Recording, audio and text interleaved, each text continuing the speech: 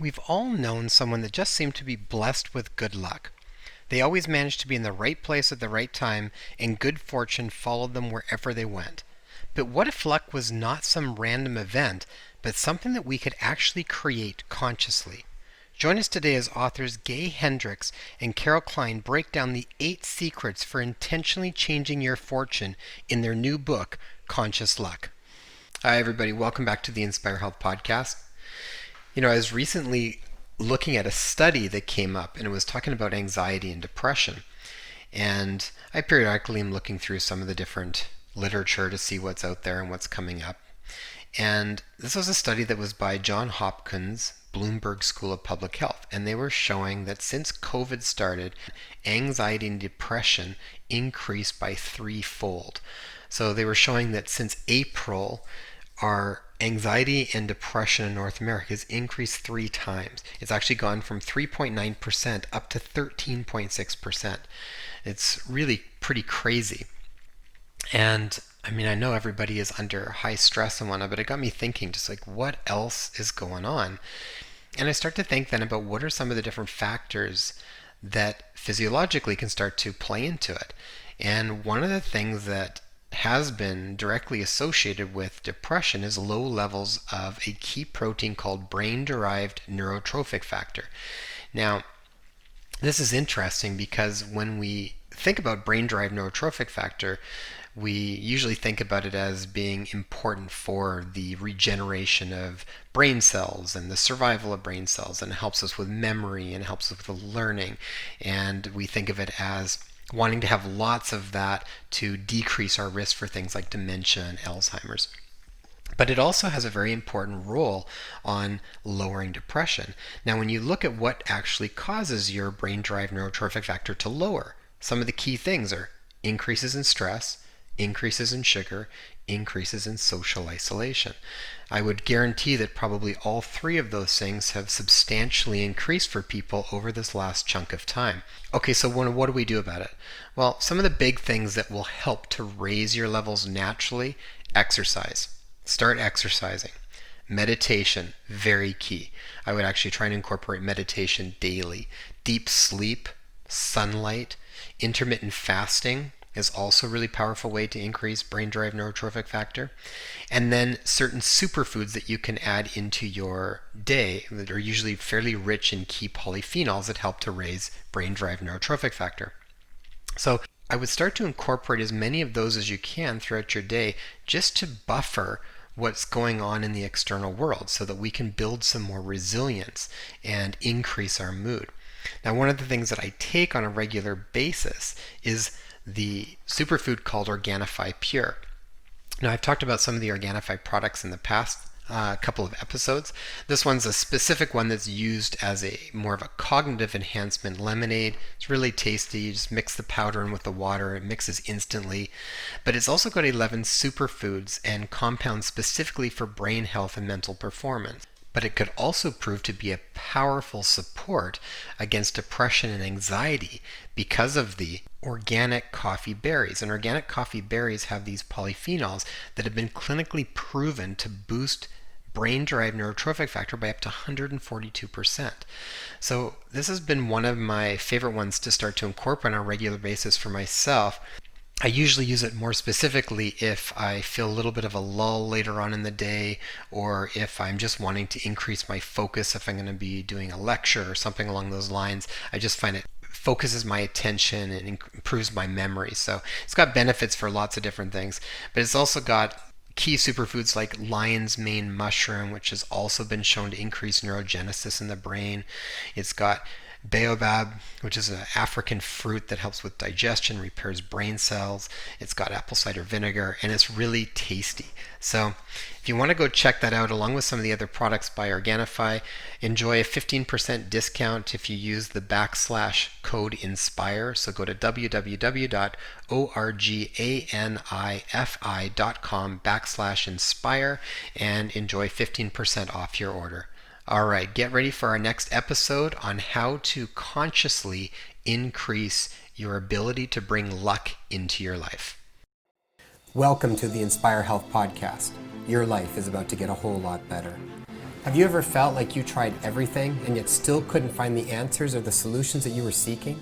Whether you're dealing with chronic illness, physical or emotional pain, I want you to know that your body is the most sophisticated machine on planet Earth. Your body holds unfathomable wisdom. Trust in it and learn from it. Know that there are answers and there are solutions to your specific health challenges. And we will be uncovering all of them here on the Inspire Health Podcast. I'm so excited to be a part of your healing journey. Your transformation starts now. All right. Hi, everybody. Welcome back to the Inspire Health Podcast. Today we have two guests, and these are Gay Hendricks and Carol Kline. They are the authors of the new book, Conscious Luck, 8 Secrets for Intentionally Changing Your Fortune. Gay Hendricks, PhD, has served for more than 40 years as one of the major contributors to the fields of relationship transformation and body-mind therapies. He's a New York Times bestselling author, and his books include Conscious Loving and The Big Leap. Carol Kline has devoted her career to teaching, writing, and speaking about consciousness and personal growth. She's also a #1 New York Times bestselling co-author of Happy for No Reason, Love for No Reason, and 5 books in the Chicken Soup for the Soul series. Guys, what a pleasure to have you on the show today. Great to be with you too. Thank you for having us. Yeah, this is fun. I usually doing it more with one-on-one, so it's kind of fun when we get to have a couple people. We get to get a couple more perspectives and really kind of get into the content a little bit. Now, this is the book, Conscious Luck, and I went through this a little while back after it had been sent to me, and I got to tell you, I really, really enjoyed it. Now, a couple things. I love the size of it. It's one of those books that is like bite size where you can really sit down and within a couple of hours, you can completely immerse yourself in it and come out with such great user-friendly content that you can apply. It definitely had a vibe where it reminded me a little bit of like The Secret, but with all of the practical steps on how do you actually take it from a thought or a concept and actually make it happen and manifest in your life. I'm very proud of that and the way Carol and I did that in the book, because a lot of books are just kind of concept. But the way we presented Conscious Luck, we really wanted to take people through a learning sequence, just as they might talking to me face to face in my office, or Carol working with somebody face to face. And so thanks to Carol's genius at how to lay things out, we were able to do that, I think. And that's one of the best pieces of feedback I've received from the book is people say, it's so practical. I can figure out how to do it as I go along. And that's the best kind of feedback an author likes to hear. There's nothing hidden in it. It's kind of like, here's what we're talking about. And step. If you follow the 8 steps, then chances are you are going to start to see some big significant change in your life. And I know firsthand, from doing a lot of this work over the years, it's amazing how much your life can transform when you start to incorporate those. Now, Carol, how did you guys end up deciding to write a book together on how to actually make luck manifest? Like that it's not this random esoteric thing that you stumble into, but that we actually have some say in what's going to happen. Well, it was a huge piece of luck. in the dictionary definition of the term. I have met Gay Hendricks in 2005. We both live in the same small town in Southern California, beautiful little mountain town. And I had the great privilege of writing a book with Gay Hendricks and Jack Canfield. And we enjoyed our time together very much. I enjoyed working with them. About 6 or 7 years later, Gay sent me a manuscript to take a look at. My work is mostly editing and ghostwriting and co-authoring books. I'm on the writing side. And he wanted me to take a look. And the book was titled Conscious Luck. Now, right away, I'm going to tell you that title was just like a mind blower. Wait. Luck is not something you can control, and conscious is you can control. Like, how does that work? So I read what Gay had, and I was very impressed with a lot of it. And then I said, it needs some work. It needs more editing. And he said, I'm writing detective fiction now. I think I'll put it on the back burner for now. So that was the end of our conversation. We saw each other every year. We'd see each other at the farmer's market. Gay has a great Christmas party he invites me to. And I'd always say, Gay, what are you going to do with Conscious Luck? And he'd say, it's there. It's out in the ethers. It'll happen or it won't. And I'd be like, oh, that book has to come out. It's haunting me. So I finally, in March of 2017, after an encounter with Gay, in the cheese section of our local health food store. I came home and I contacted Gay. And this is one of the secrets of conscious luck, is taking bold action consistently. And so I didn't realize at the time that I was going to be, sort of catch 22. I was doing what I would learn to teach other people to do. That I asked Gay, could we write this book together? And he was overjoyed. He was, sure, great. He's a generous, wonderful man who I have come to really admire and love. And it was a wonderful experience from start to finish. Oh, that sounds wonderful. Now, were you guys both generally lucky people to begin with and just wanted to share the wisdom of what you've learned over the years of being lucky? Or did you kind of go through your own trials and tribulations and pull the pieces together as far as how to change it? Well, that's a great question. I appreciate you asking that, because in the beginning, I actually had my first encounter with conscious luck when I was 14 years old in the ninth grade in Leesburg, Florida. And I was at a movie theater where they were going to do a drawing at the intermission. And it was probably 250 kids in the movie theater. And this kid next to me that I knew, but I didn't know him real well, his name was Danny. And before they had the drawing, he leaned over and he said to me, "What's this? I'm going to win one of the prizes." And there was 3 prizes. And they drew out the names out of a goldfish bowl kind of thing. And sure enough, Danny won the top prize, which happened to be a wristwatch. Pretty cool thing in 1959. And, a wristwatch was something you got for Christmas or your birthday or something. But, just winning one at a movie theater, that was just outrageously cool. So anyway, I asked him afterwards, "How did you know you were going to win a prize?" And he said, "Oh, it's easy to win prizes." He said, "I just decided one day I was going to be one of the lucky ones who wins the prizes." And I said, "You could just make that up in your head?" And he explained it kind of interestingly. He came from this family where sort of one side of the family thought of themselves as real happy-go-lucky people, and so things worked for them. And the other side of the family were always complaining and moaning and groaning about how things were and how it was everybody else's to blame and everything.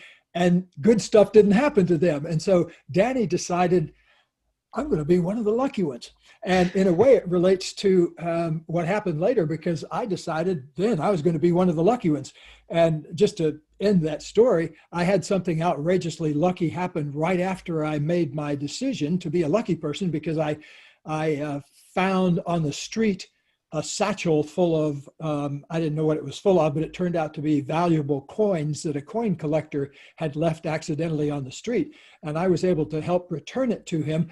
And he ended up sending me this fantastic collection of Indian head pennies and buffalo nickels, which was a couple of my specialties that I collected at the time. So all of this took place when I was around 14 years old, and it kind of nudged me a little bit. And I think later on, when I discovered positive psychology and things like that, that it really clicked back in that we can reconceive ourselves any way we want. Even if you were born under the most tribulations of situations, the power of being a human being is we can reinvent ourselves at any moment.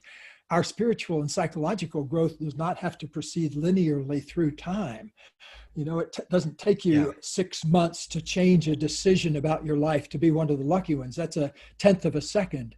And so we, later on in the 19th century, William James, the father of American psychology, said that the greatest discovery of his time was that you could affect the outward circumstances of your life by changing the thoughts in your mind. This was 150 years before The Secret and other things like that. But it's I think one of the most universal principles of being a human being is that we can make it up as we go. And then what was so fortunate was that you did that, and then you saw the feedback so quickly, which then reinforces it, and then it really allows you to own that you're a really lucky person. It's like sometimes those experiences are so essential to then reprogramming and changing beliefs around stuff.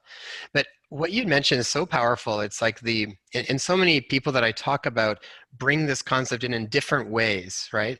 But the power of the mind and the thinking and the thoughts and the feelings and all of these things. And I mean, gosh, this has been back, like you said, well before The Secret. I mean, gosh, even listening to things like Napoleon Hill, Think and Grow Rich, and psychocybernetics, and all the work from Jose Silva and the Silva method, and all these things, they all worked with how important it was to kind of set it up here first, and then it's like this abstract which trickles down and creates the concrete. So from that note, you guys say early on that being lucky is not a matter of luck. So before we get into all the pieces, can you unpack that a little bit, just as far as what you mean? Well, I'd like to start because my story of being lucky started way later. Because, like everybody, I had good things and bad things happen to me in my life. Kind of tragic things. My father died when I was very young. My house burned down, and then I had wonderful things happen. I became a New York Times bestselling author. And the main thing that was sort of alike about all that stuff was that I didn't think it was in my control, that luck happened to me, that it was an external force working on me. And what really changed when I read the title Conscious Luck and started gaze, what was there in the very beginning when we first started working together, is that actually your luck is not, and yet you can change your luck. You can make your own luck. And I never really understood what that meant. I'd heard that. But what it means is that there was this wonderful meta shift that happened when I saw a quote by Dr. Tina Selig, who is a professor at Stanford. And she said, people think of luck as an isolated, random event, like a lightning strike, when in fact, luck is like a wind that's always blowing. And all you need to do is raise your sail, build your sail of tiny behaviors to harness the winds of luck. And that was like, oh my gosh, luck isn't just something outside of me that I have no control over. I can position myself by thinking certain things and by doing certain things to become a luckier person. And that is why we say luck is not a matter of luck. I really liked that quote too when I read that in the book. That kind of gave me these tingles over my body a little bit. It's like whenever that happens, I always feel like you're really tapping into something that's very truthful. But the concept with luck reminds me a little bit when I think of athletes in the zone. It sort of becomes this elusive thing that people think is you just stumble into. Like one day's like, I don't know what happened, but I was just in the zone and everything was working. I was making every shot. But when you look at like the really high level athletes, they create the zone. They know the formula to help get themselves into that state so that they can create it whenever they want. And that's what I feel like you're helping with this book. That's what I feel like you're helping everybody do is here's the formula and here's what we need to do. So you can actually take ownership of it and create it yourself. Now, That's really, go ahead, Gay. I was just going to echo that because it's so important for one's physical, emotional, mental, and spiritual development to actually take charge of your own growth processes and figure out what the purpose of your life is here. What are you doing here? How do you want to be here? I always tell my students that unless you're getting clearer and clearer on your own purpose every day, you're fulfilling somebody else's purpose unconsciously. And so I think one of the big awakening things in my life was in my 20s and 30s to suddenly realize, oh, this is a do-it-yourself affair.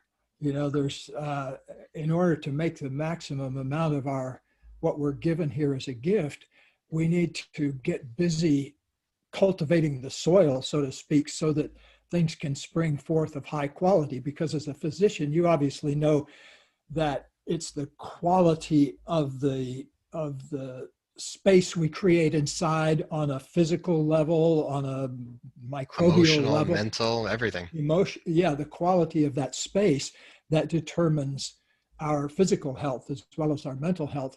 I had a kind of an epiphany on that in 1995. And I realized that I wasn't doing all the things that could actually prevent cold and flu.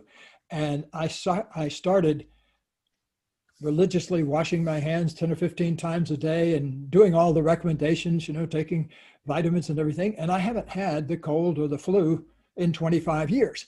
Something was able to be changed inside me that it was no longer a welcome place for cold or flu to hang out. And so I think we can do that on every level of ourselves.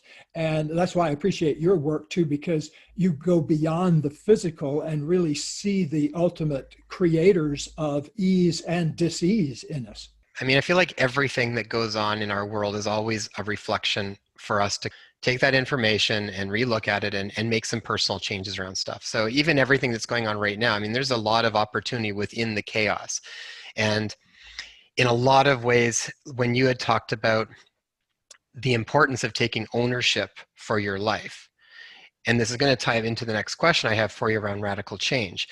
When I'm thinking about when we talk about taking ownership for our life, it's really being very cognizant of all of these different aspects of who we are. So it's like being cognizant of thought, word, deed, all of it.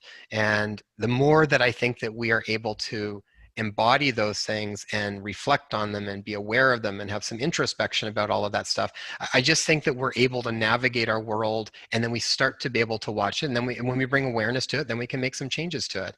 And from my understanding and what I've learned over the time that I've been practicing is the physical is really important, but everything starts higher up. And it's, you look at the work from someone like Dr. Amit Goswami, who's a quantum physicist, and he'll talk about it from this sort of the most abstract, which is sort of like spirit, and then you come into these different areas of like mind and feelings, and eventually it trickles down to the physical. But I think everything like that starts from up here, which I think is really important, because your book and a lot of it starts up here to try and create this the field to be able to see changes in what everybody's wanting to see in sort of physical reality. But it all starts higher up first.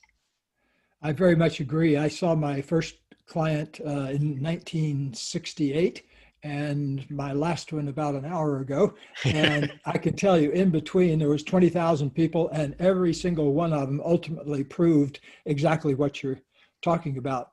It starts much higher up. There's this wonderful verse that got edited out of the official Bible, but it has a real juicy piece of information for us. It's in the Gospel of Thomas, and it says, if you bring forth what is within you, what is within you will save you.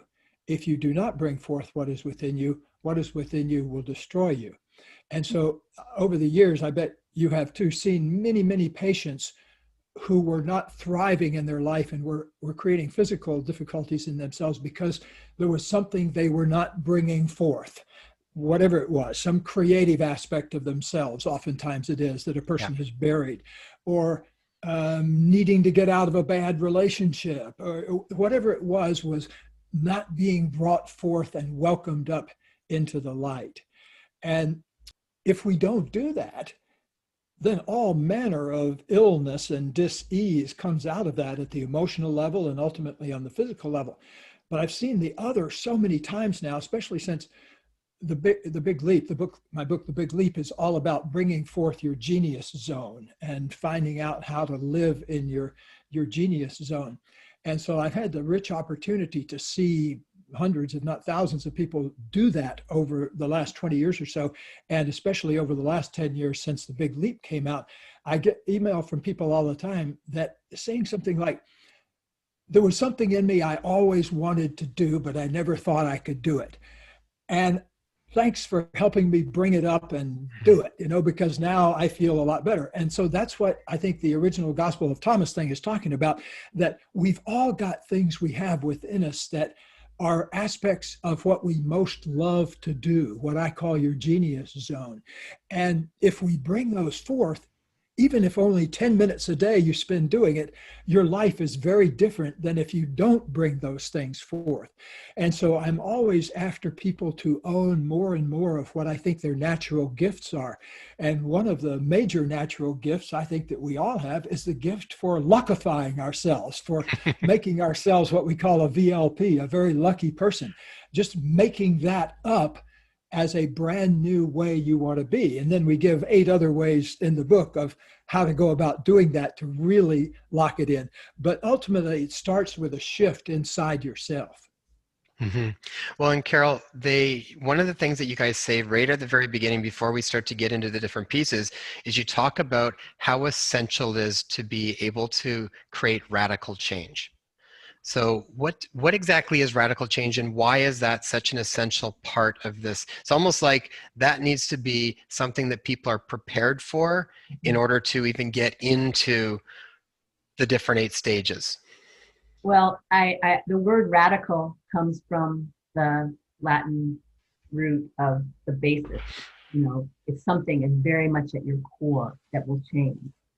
And a lot of times, what I've come to realize is that luck is actually the cumulative result of your attitudes, your actions, and your associations.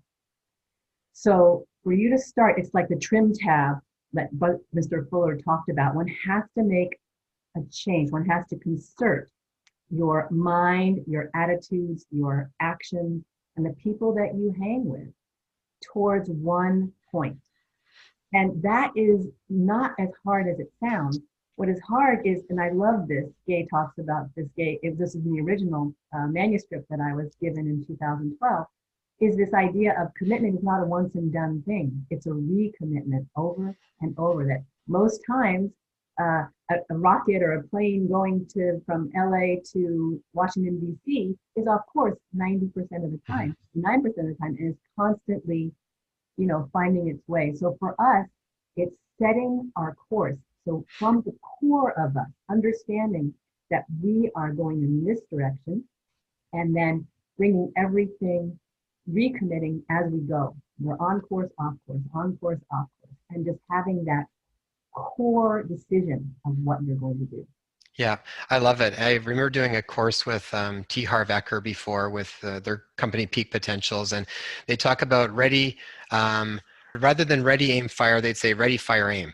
So it's like shoot and then redirect and redirect and redirect and just keep kind of, but don't, otherwise you could be aiming all the time and never actually committing to doing anything. But it's like you're better off to start and then just keep refining based on the feedback that you're getting.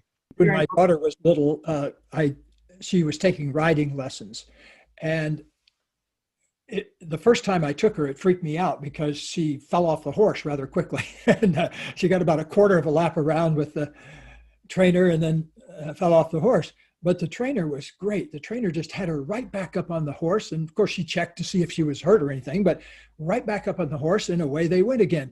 And in a way, that's what life is all about, because you're constantly being redirected from your goals. And well, first of all, many people don't have goals, but those of us that have some goals are always being kind of knocked about by something we got to do in the practical world, or you're busy doing this and then this happens. My wife and I were out for a bicycle ride 2 years ago on our way to a fun event when she fell off her bike and broke her hip. And so we didn't get to the fun event. We got to the hospital instead. So life is like that.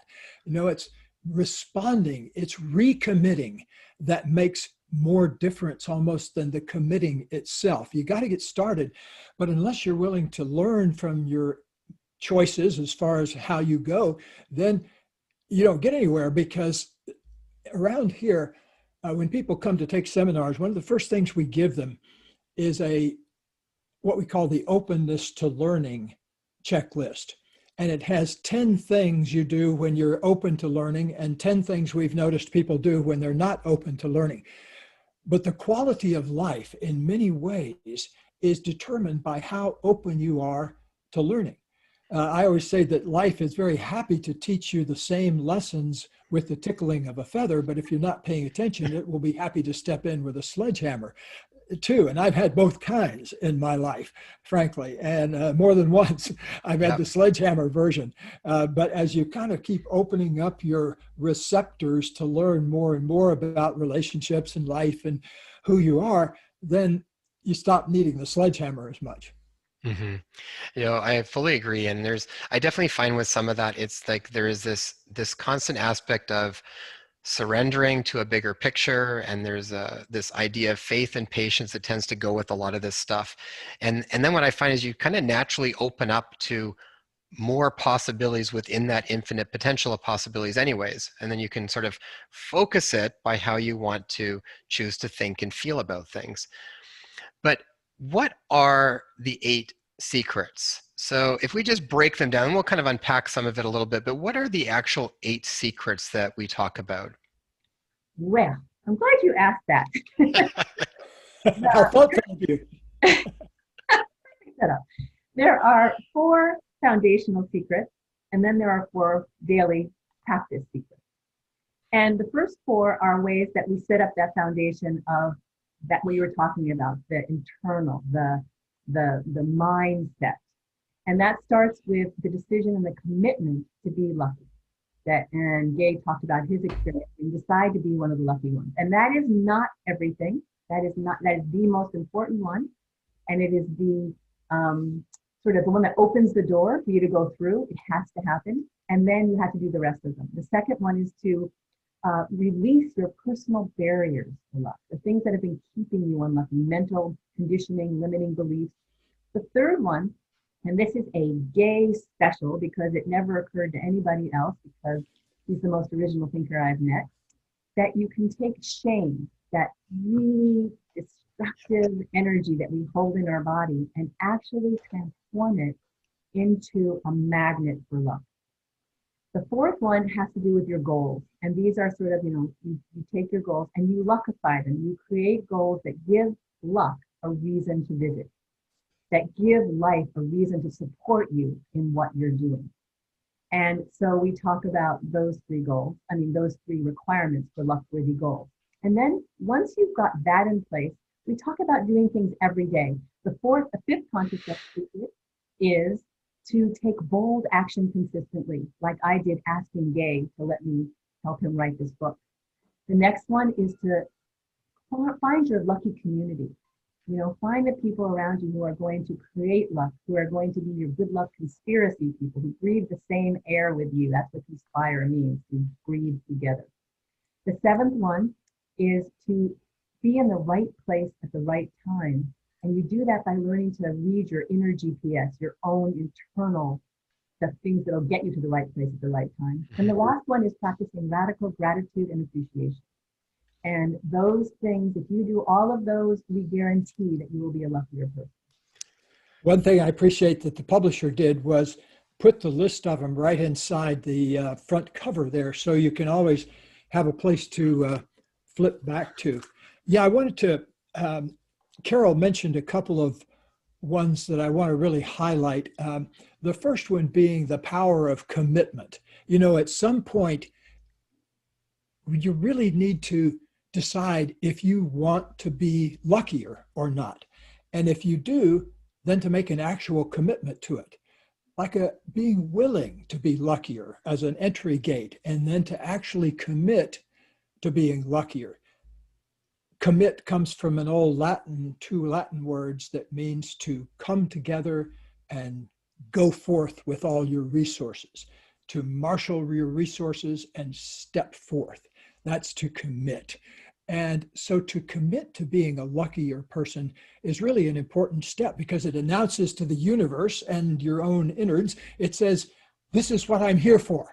And everything changes the moment you declare. It's like getting married or anything that requires a commitment.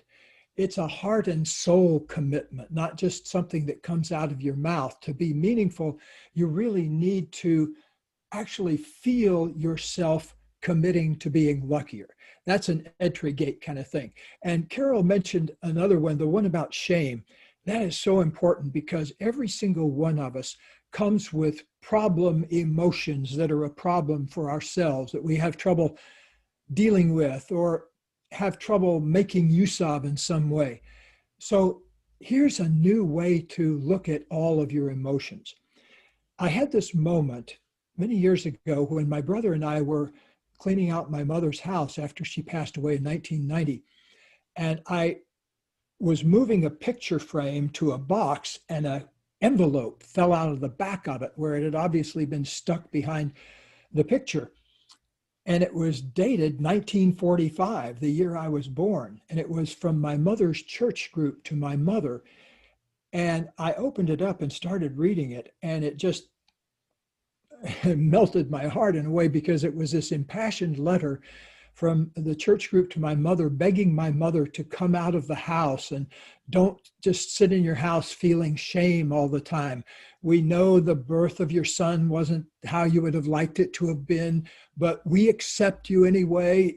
You're always welcome here. Please come out. But it broke my heart, because it was me they were talking about. And as I was standing there, I realized that I could feel that old shame that must have been belonging to my mother that I'd been kind of pickled in for 9 months. I could feel it in all these places in my body, particularly down in the lower part of my body and my legs.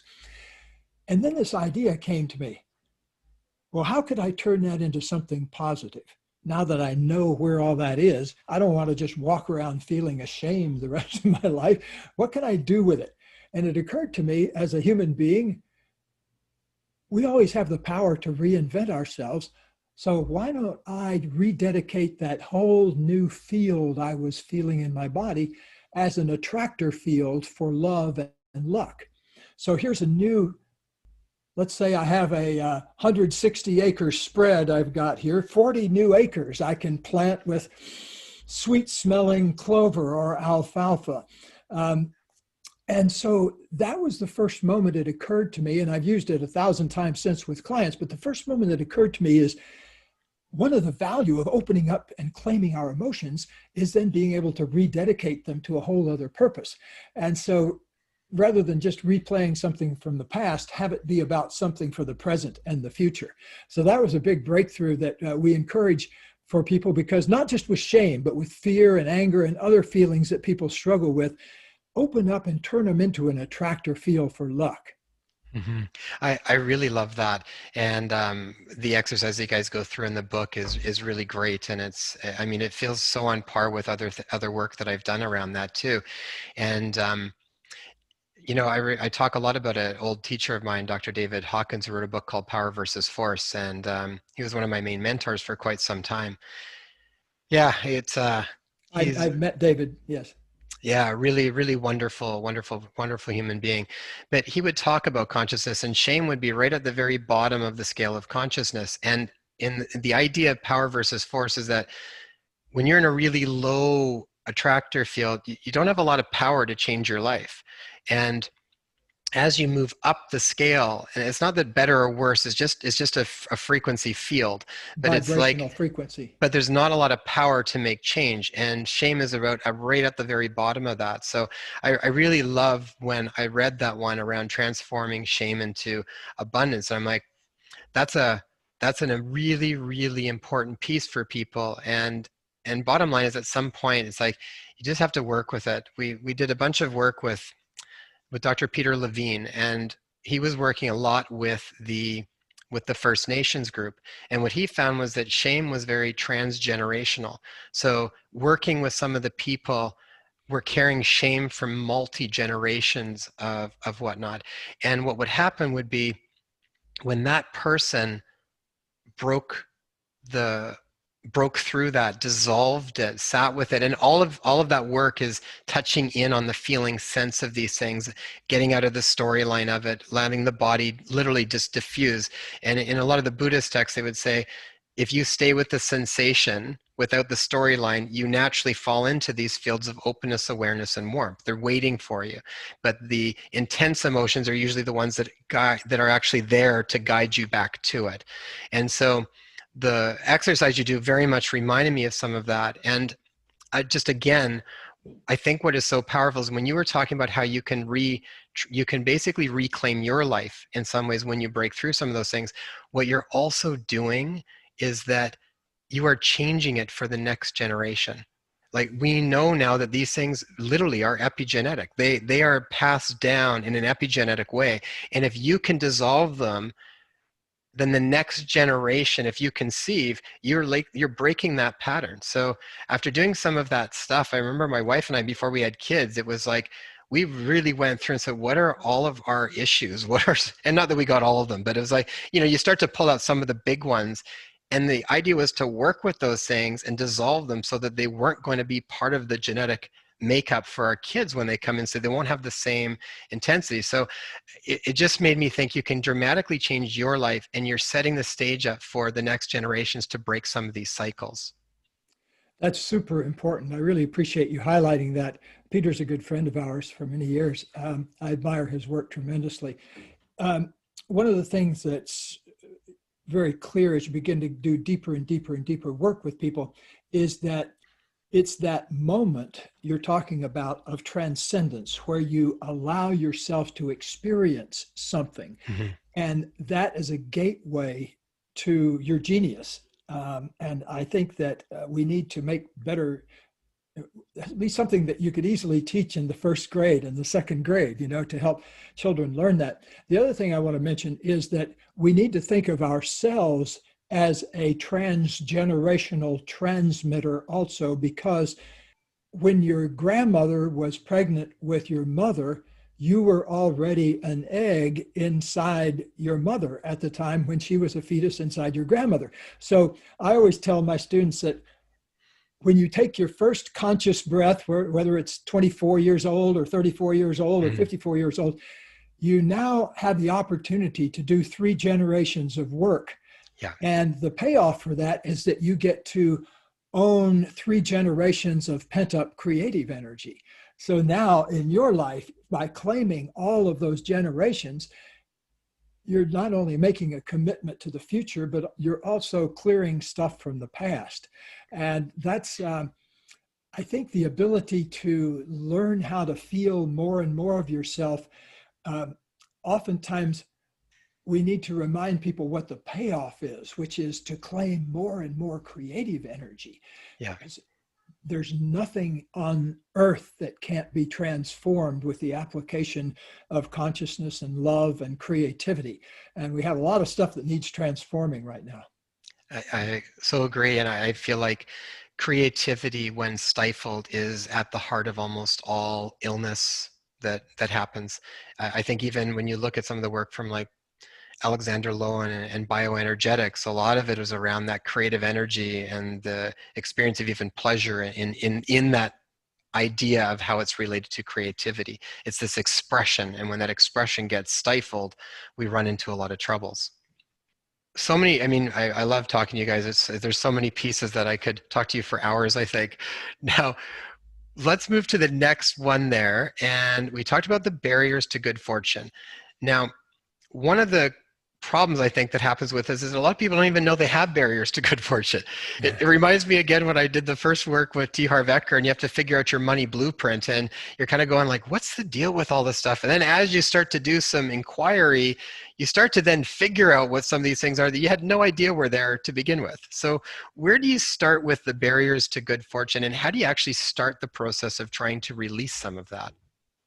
Well, in our book, it was very interesting. We wrote the book, it came out in May, and since then we've been working on a workbook that's going to be released soon that takes these principles and actually applies, people can apply them and work with them more, interact with them more deeply and more personally. Wonderful. And I'm very excited about it because this particular chapter, chapter 2, about releasing the personal barriers to luck, is very important that you don't just read it and go, that sounds good, but that you apply it to yourself. And we have all kinds of, journaling and exercises that will help you look inside you, like you're saying, what is my blueprint? And what we found, which was fascinating because it kind of brings Gay's work together, is that people have an upper limits issue, upper limits problem, which is one of the big breakthrough concepts from the Big Leap, in the terms of luck, that they don't feel they deserve luck, that they have inherited ideas about luck, that they come from an unlucky family, that there were like four things that we found that were really key and what's so funny is in the science, the body of scientific research on luck, this mindset that I am lucky, I'm worthy of luck, is the best lucky charm you could have, because it's a mindset thing. And that lucky charms like 4-leaf clovers and lucky socks, they work, but not for the reasons you think, but because they make you believe you're lucky. So this idea that we aren't lucky, that we were cursed. We talked about curses, and they talked about curses like, oh, we got to take that. And he's like, no, we're not taking that out. That is so important because it sounds weird, right? But we are affected by other people's, either, they didn't mean to curse us, or they actually were pretty malefic in their, intent, where we believe it. The problem is that it becomes part of that on again, always on background noise of who we are. Where guilt is feeling bad about something you did, shame is feeling bad about who you are. You sort of extrapolate, you've made it about who you are. And maybe someone's comment about you, you've internalized and believed. So there's many different ways that you can jinx your own luck, that you can create a problem for yourself. Barriers. Mhm. Yeah, and I remember hearing it something along the lines of guilt is what you will share with others, but shame is what you keep inside. Wow, that's really powerful. I love that. hmm And it makes me think that same thing because it's like you think it's you. Now, you talked about curses a little bit. I actually really liked that chapter too because I thought same thing. I thought I like that they put that in there and they left it like that because it is one of those things where people go, are they talking about like witches and these kind of things? But it's like I really do. I mean, I find this in clinic all the time too, and it's these are often the biggest pieces that really you put a roof on where you're going to go, right? And it because it ties directly to what you believe, and then however you can start to work with that and create some changes in that. And Gay, I think you talk about a story about that in your book that I was thinking is really a good one to chat about in regards to curses. A client of mine had, I don't want to go into the whole story, but he had a gift that came with a lot of karma. He inherited a bunch of money, and he whittled his fortune down to when he finally came in to see me, he turned quite a large fortune down to a fairly small fortune. And his accountant said, "You got to go see somebody because the way you're handling money is the financial equivalent of the Vietnam War." And so it was a pretty strong admonition. So that's where I inherited it from. But the crux of the thing that we discovered together was he had this old anger at his father for lots of good reasons. And his unconscious mind had come up with this great solution of a way to kind of give a finger to his father, which is wasting a lot of the father's money. And so huge family drama ensued about that. I mean, it had a happy ending ultimately because he and the father, then had a rapprochement where they came back together again. But the significance of the story is that when things aren't going well in life, wherever it is, whether it's in love or health or money or wherever, one of the main things to look into is whether you're operating out of any old curses that were levied upon you, like you're fundamentally bad, or you're fundamentally stupid, or you're fundamentally wrong, or you fundamentally don't deserve to be here. Those are all curses that can be put on us at different times of our life. And I actually saw one in action once where I saw a film of a birth when the doctor turned to the father and said, "Oh, it's a boy." And the father went wild with happiness. And then the doctor said, "Oh, I'm sorry. It's a girl after all." And the father went, "Oh." And you can sense that kind of a curse if you're the wrong person. And I'm sure they worked it all out eventually and everything, or I hope they did. But the fact is that a lot of times in life, we get sort of cursed for unconscious reasons that we know nothing about. How was that person 12 years later to know that they're the wrong gender?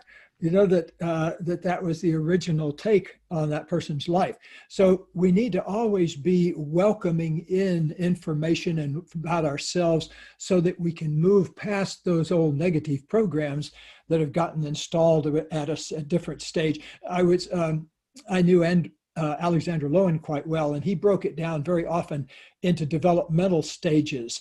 And because there's an oral stage where we're very dependent and in a bonding situation, and yet there's also 6 months later an exploratory phase where we move away from the bottle and start crawling around in the world. And all of those little developmental times are where we're wide open to get kind of negative learnings as well as positive learnings. And so oftentimes as you begin to welcome more parts of yourself, you see things that happened 50, 60, 70 years ago that have been influencing you. Hmm.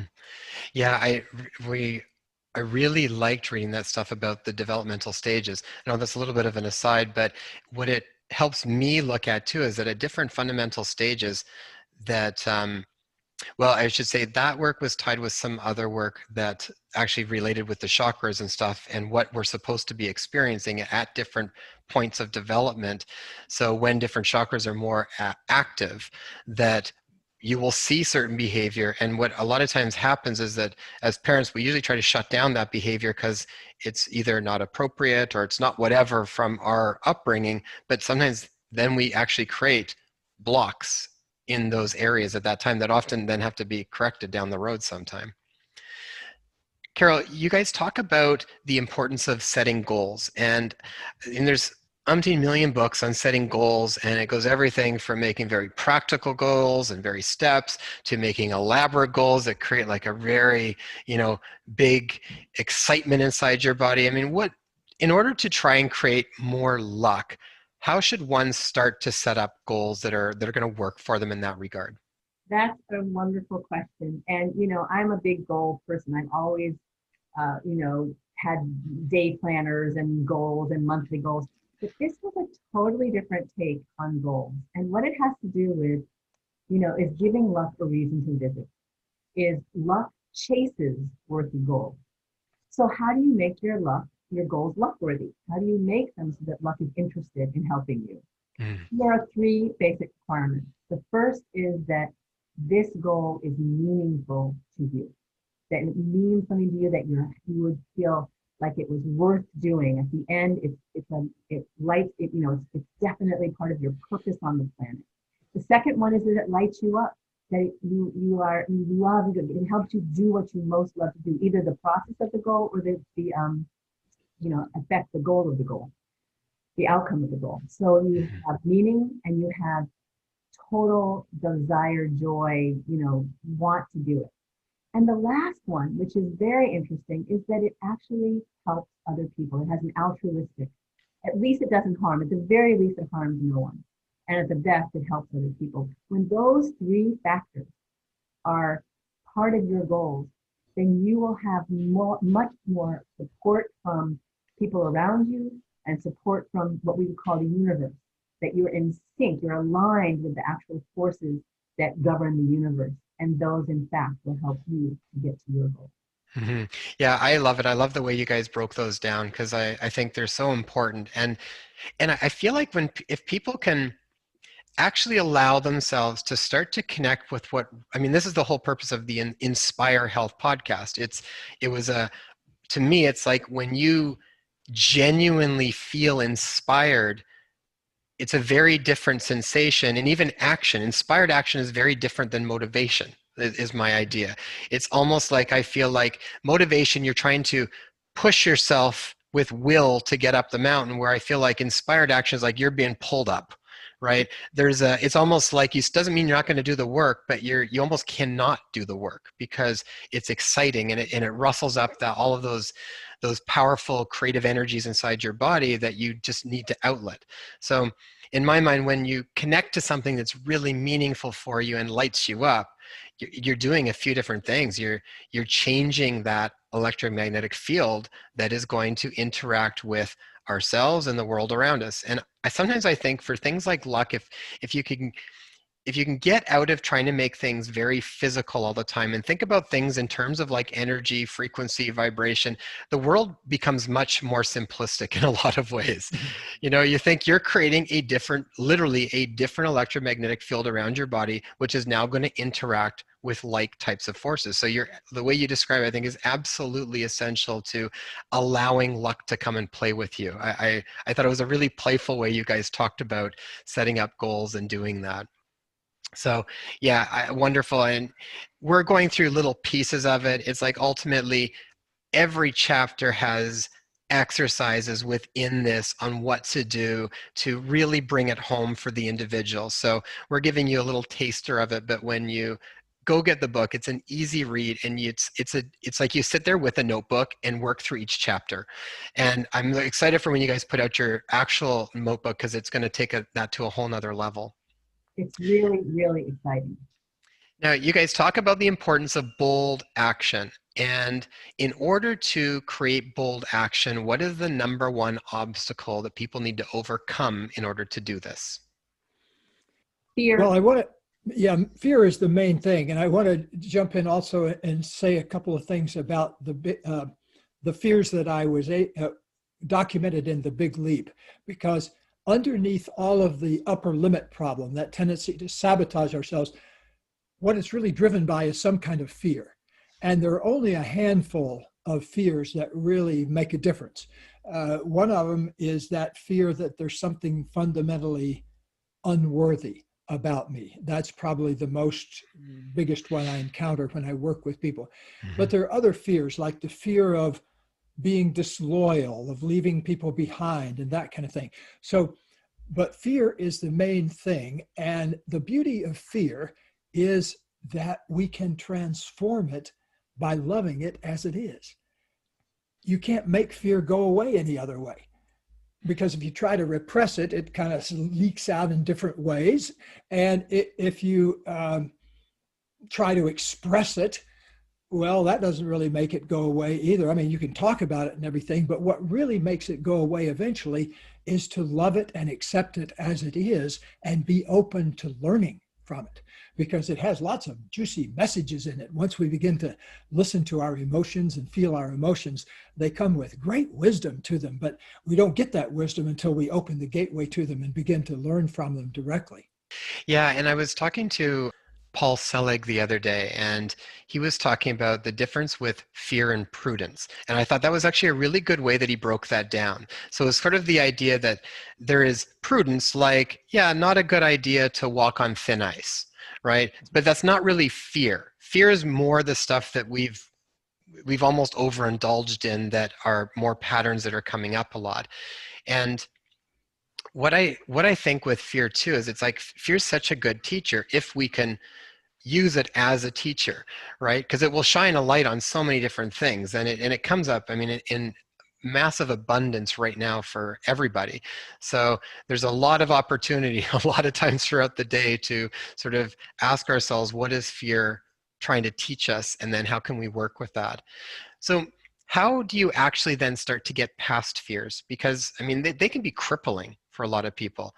And I, when my experience with fears, I think, Gay, kind of like you were mentioning, but what I find with a lot of people with fears is they're usually things that have, I would say the same things. I find fundamental things that come up for almost everybody, that I think really as a human race, we are all dealing with aspects of unlovability, unworthiness, not good enough. I think these are ground ones for almost everybody. At some point, experiences happen where they're going to, you know, you shake up the pond and they start to surface up a little bit, and we get to try and clean them out and work with them.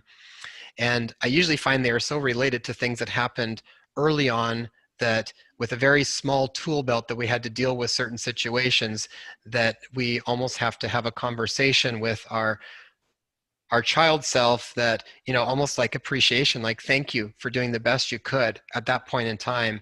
And we've got more experiences, we've got a bigger tool belt, and now we've got some other ways that we can work with this situation. But thank you so much for doing the best you could at the time to take care of me. Yeah, that's really important. Here at our institute, we teach an algorithm for going through changes. We call it FACT, spells out fact, FACT.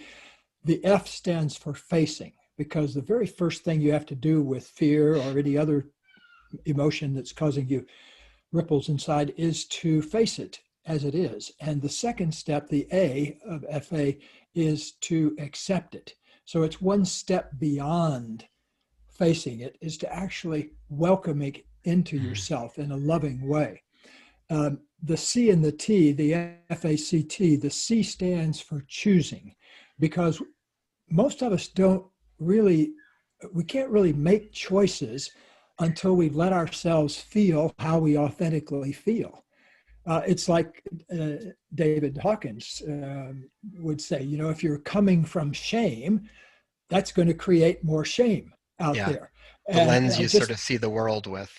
yeah, exactly. And the vibrational nature of it too, that it's going to attract and Yeah. resonate with people that feel a lot of shame. And so then you tend to surround yourself with people who are learning the same kind of lesson. So the important thing, though, with FACT is to face it and ask yourself, what am I not facing here that I need to be facing? And then, what do I need to accept about myself in order to be free, to make a choice? And then the T stands for taking action. Because once you've chosen, then you're in a position to take action. So we're kind of working it backwards. If you're having trouble taking action, look one step back and say, well, maybe I haven't made a choice yet, a real significant choice. And if I haven't made a choice yet, maybe it's because I haven't accepted something or faced something fully about the world as it is, or myself as I am. Yeah, beautiful, beautiful. Such important work for creating luck, but for so many other things. I mean, when I think about creating luck, to me, that's like, I think you guys even say it earlier in the book, it's not just about, a lot of people think like, how do I make more money? And nothing wrong with that. That could be great, but it's also like, how are you going to create more joy in your life and more loving relationships and more beautiful experiences and all of these different things that I think we just open up to when we get past these almost self blocks that sometimes we just don't even know are there. So I love it. So bold action. And then we talk about the right lucky peeps. So why is it such a powerful tool to have the right people around you? And how can people know when they are connecting to the right group of people? Well, this was a really something that I've known, of course. Everybody knows the people you hang out with, and there's now, scientific research that shows that even, quite a few, circles out affect you and your life and your choice. But in your body, we have psychological and physiological cues to how people affect us. And when you hang up the phone with someone or when you see their name on your screen, how it makes you feel. We have really all the information we need if we're open to it about how people affect us. And what is really important to understand is that if you are going to consciously create more abundance, joy, happiness, success, what we're calling luck in your life, you're going to be around people who have the same idea about luck. People who are just constantly negative and complaining and blaming, and they are toxic in a lot of ways. Now, the problem is some of those people are our family, they're our boss or whatever. And so we can't exactly cut them out of our lives, but we have to be, once that awareness, and I think Gay touched on it beautifully when you talk about facing things, awareness is key. Awareness of your fears so you can breathe and stop holding your breath. Awareness of the people in your life who actually uplift you and the people who bring you down. So we have techniques in the book where we ask you to go through your address book and feel into who is in your lucky community and who is not. And then take action afterwards by at least being aware when you're around someone who just, for whatever reason, we love everybody and we just need to protect ourselves sometimes. We just know that we have a little bit of a vigilance about just not engaging with them in that victim mentality and not engaging in swapping stories. Gay talks about a story from his life when, he found around tax time, everybody was like, his wife was the one who said to him, honey, we're lucky we have to pay so much tax. We made so much money. It was like, oh, what a concept, I know, it's funny. Well, and it's so easy. Like if you're in the wrong, I shouldn't say wrong, but if you're in a group, a circle with people where they're sharing certain stories, it's hard for you to get a new story. It makes me think when someone's trying to quit smoking, but they hang out with the same group of friends that smokes all the time. It's like it's very difficult for you to change your behavior if you're in a group because you just so quickly you get sucked into it. So some of that is really actively being aware of, like you say, go through and take a look at how did these people make you feel and get clear on it. Yeah, and I do want to say there is a little caveat that there are people who are what we call spiritual bypassers. And you don't want to be in the people who won't entertain authenticity. But there's a difference between people who talk about what's happening to them, take responsibility, and you're there to hold them in your heart. You're there to be with them, rather than people who just want to wallow, that they just want to constantly stay in the negative. So this is not like you throw out anybody who's negative in your life. That's not it. It's a deeper, and you know the difference. Yeah, and I think for the most part, it's like you're, unless you decide to leave here and go live on a mountain, you're not going to disappear from all of that. And ultimately, I think in my experience, it's like that's all part and parcel of growing and changing anyways, is those people are all there just as much teachers as the people that bring us a lot of, expanded joy in our lives. But it's how do we learn acceptance? How do we kind of learn our boundaries and all of these different things as well? So it's all part and parcel of it.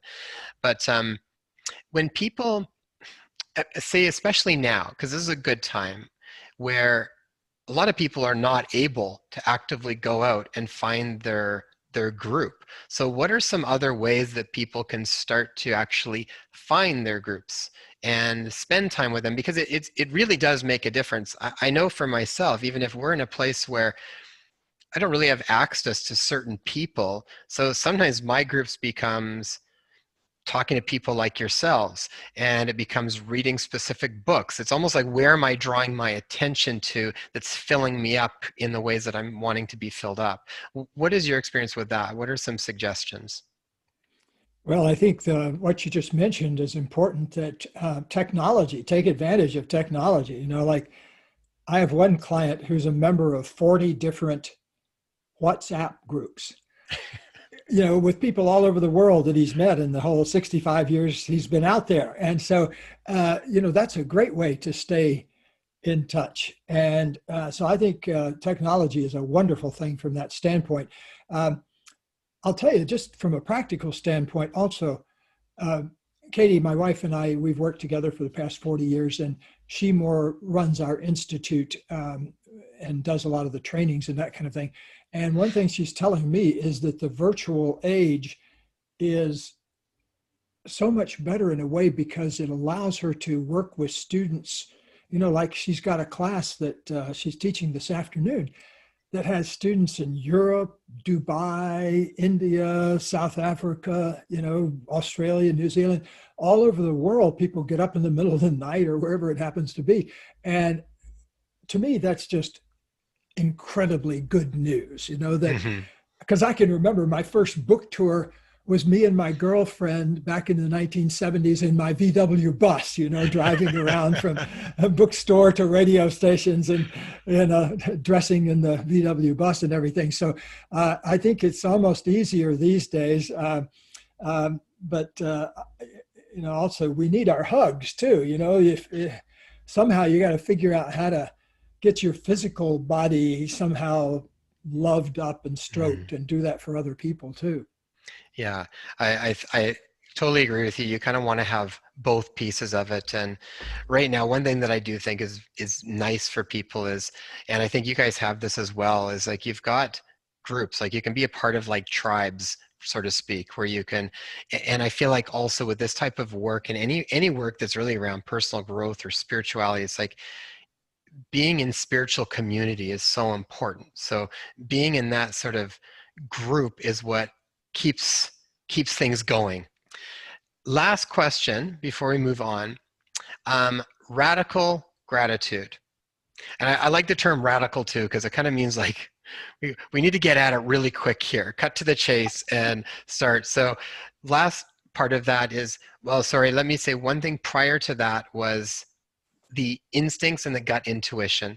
Can you speak a little bit about that first, Carol, if you guys have enough time there? Because that is one of the biggest disconnects I think that we currently have, and I'm so glad that you brought that into the book, because in my mind, that is where we are right now. Is we have been such a head-heavy populace for so long, and we've so value, and I'm not saying that we don't value logic and science and everything, but in my mind, if it's not governed by the gut instincts and the heart wisdom, then you can get misled. So maybe share with us what your experience is with the gut instincts and how that plays with being at the right place at the right time. Well, the thing is that we have been raised. Remember when you did your math homework, you had to show your work. We had to have we have a linear sort of progression of knowledge. And when knowledge comes in flashes and bursts and in some way that's more holistic, we've been trained not to honor it. So one of the things that I really love about our secret 7, about learning to be in the right place at the right time, has to do with, it's not just intuition, there's also moving through space. And one of my favorite stories in the book is Essence Space. Gay and Katie came up with a concept of moving in harmony with your center and being able to move through space with a sincere smile on your face. You can be going fast or slow, but there's a connection to your center. So when you do that, and there's a great story Gay tells in the book about it leading him to great luck, going at his essence pace.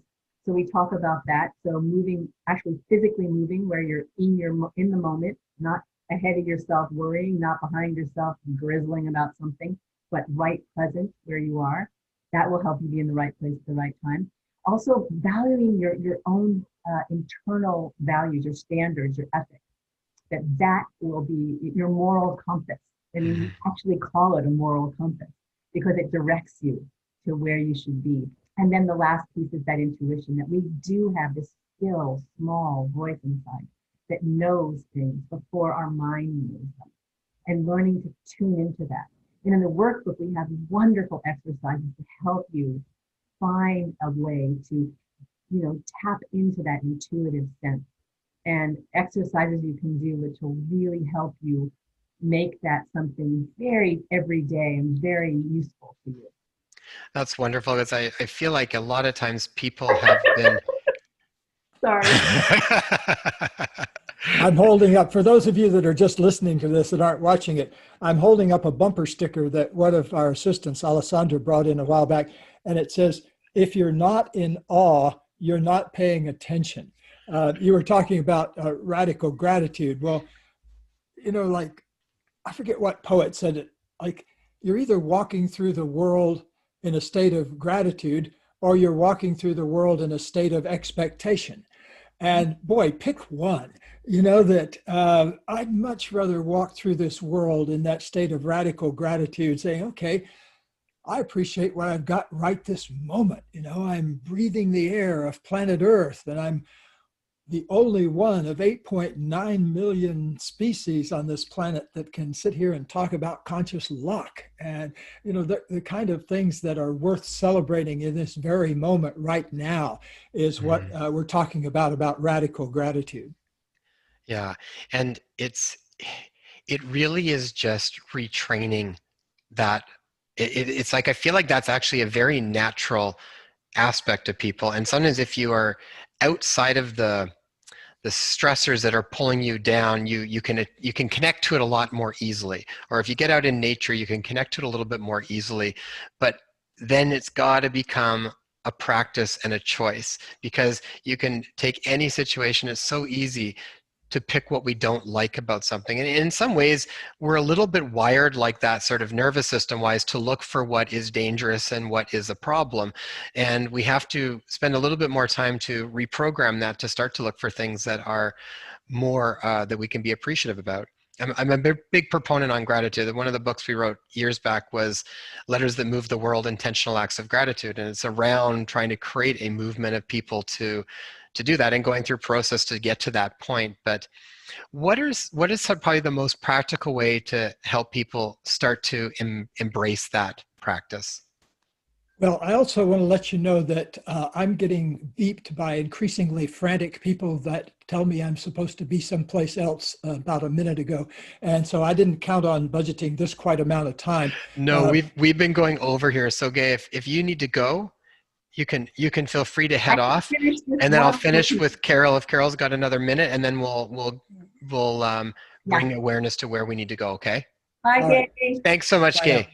Yeah, perfect segue, because my feeling about gratitude is, I wrote a book on happiness, and gratitude is absolutely one of the cornerstones of being a happier person. It's scientifically verified.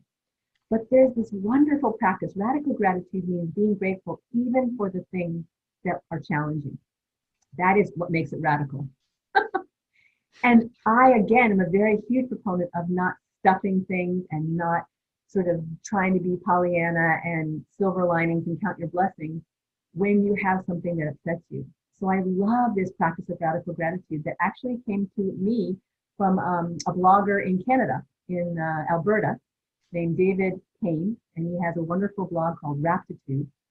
And he talked about this thing of, and it's a Buddhist practice, where when you find yourself grousing about something, something happens that's not what you want, you feel your feelings, let yourself feel it for, a few minutes, and then in the spirit of tremendously gentle inquiry, just with a curiosity, ask yourself, is there anything here I could be grateful for?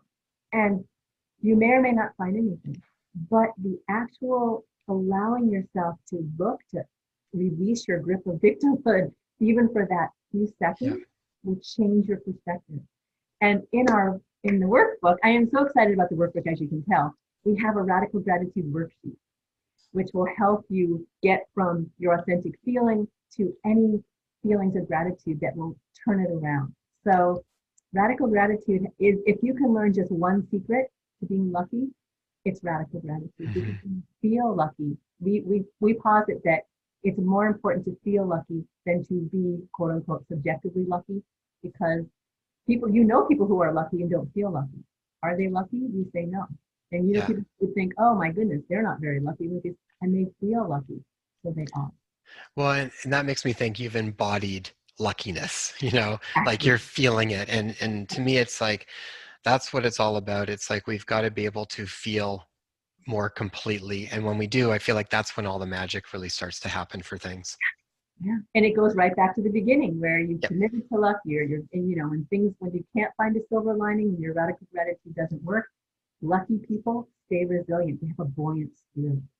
And so they recommit to being lucky. Yeah. So we had a whole section in our book too around the physical benefits of being appreciative and of gratitude. I mean, it's like, and that was like a decade ago. Now it's like, gosh, it's unlimited. There's so much literature on it.